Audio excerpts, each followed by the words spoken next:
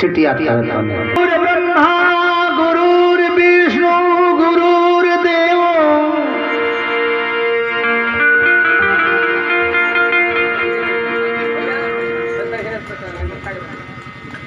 गुरु ब्रह्मा गुरुर्विष्णु गुरुर्देव महेश्वरा गुरुर् साक्षात् परब्रह्म तस्मै श्री गुरुवे नमः।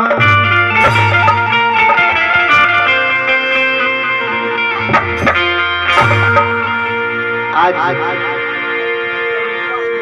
जौना माई के अंतिम संस्कार में हमने गावत नहीं जा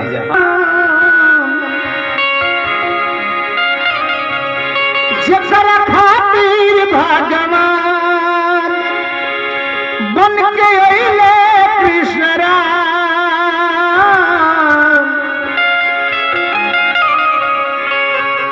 चलो जकरा खातिर भगवान बन के अइले कृष्ण राम।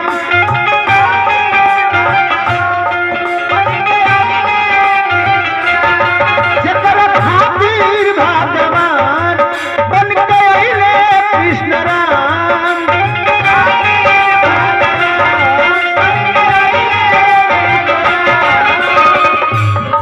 उनका दूध जैसा कोनो मिठाई नहीं थे। देव कुमार भैया बाटे उआ भागा जकरा माई नहीं थे हो।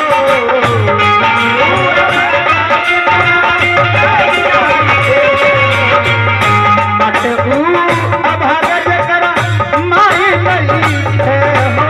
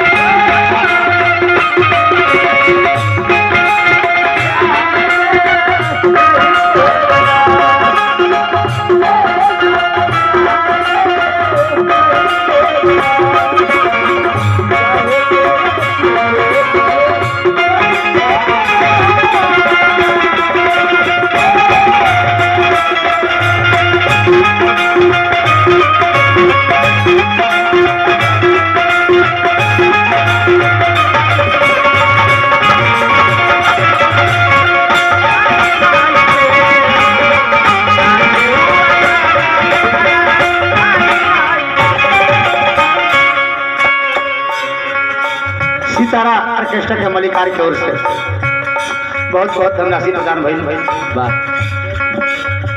संग संग देव कुमार भैया भी बहुत बहुत पुरस्कार देनी भगवान से प्रार्थना शुभकामना खातिर। बचपन में गोदी में खेलाते तू तो कैली सियान हो।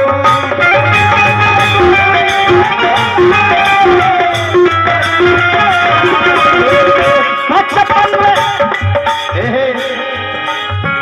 गोदी में खेलाते उतना कैली सियान हो।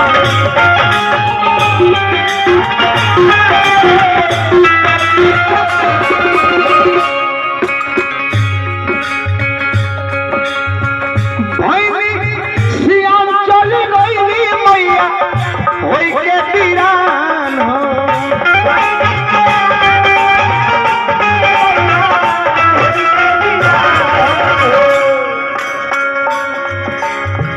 नील कमल चौहान व्यास जी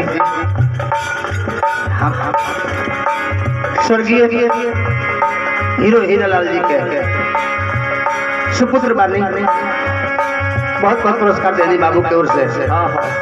हमने उससे ढेर सारा प्यार दुलार बा। जय हो बेंजू वादक भाई शहीद हुसैन जी कर्मा कुमार की ओर से बहुत बहुत धनराशि प्रदान भइल।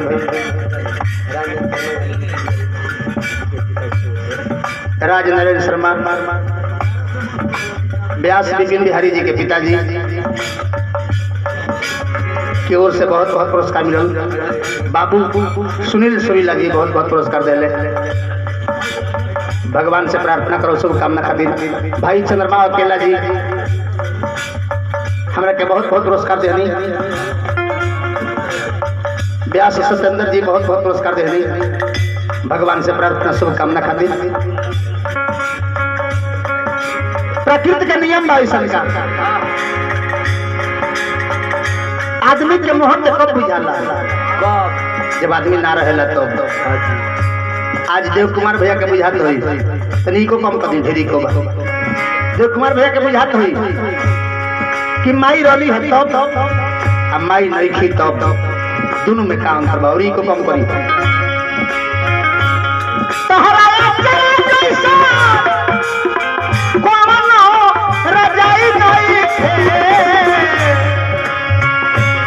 तहरा जैसा कोनो रजाई नहीं थे बटुआ भागा जकर माई नहीं थे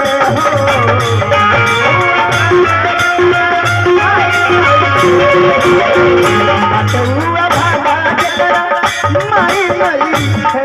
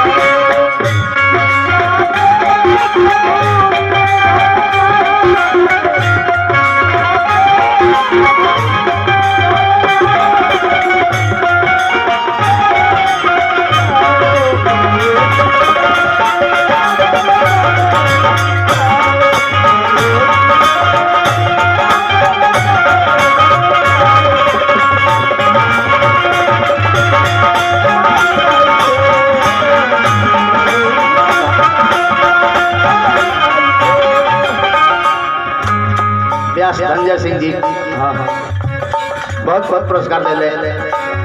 भगवान से प्रार्थना करो शुभकामना खातिर। माता सरस्वती कण पर निवास करी भगवान से प्रार्थना करो। माता सरस्वती से प्रार्थना करो। और क्या बउआ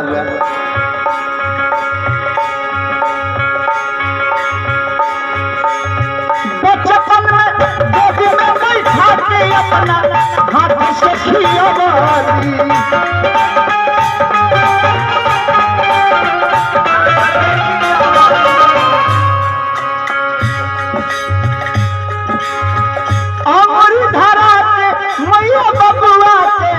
चले कैसी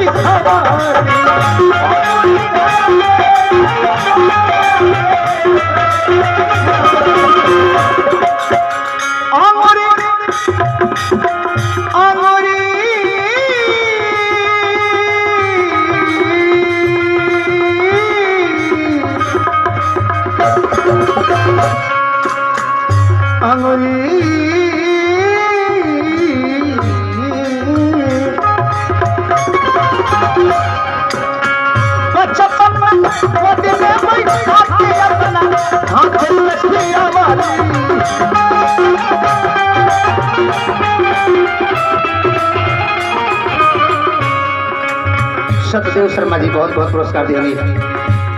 भगवान से प्रार्थना शुभकामना खातिर। अमरी धारा के मैया बबुआ के चले कैसी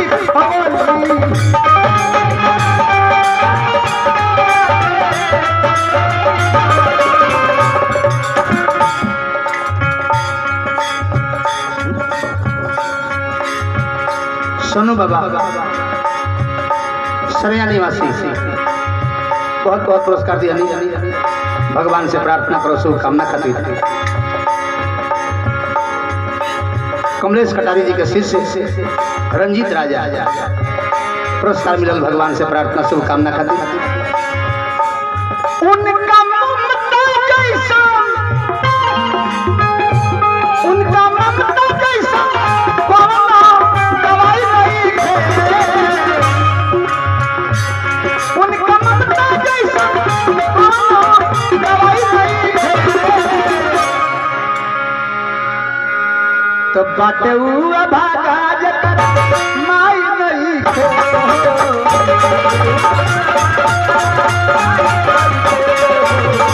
बाटे हुआ भागा जकर माई नहीं है।